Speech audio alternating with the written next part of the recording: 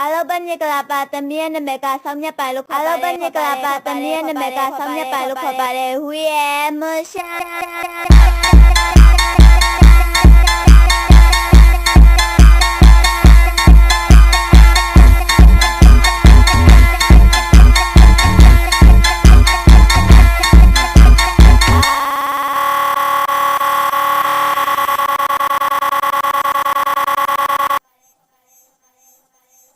We are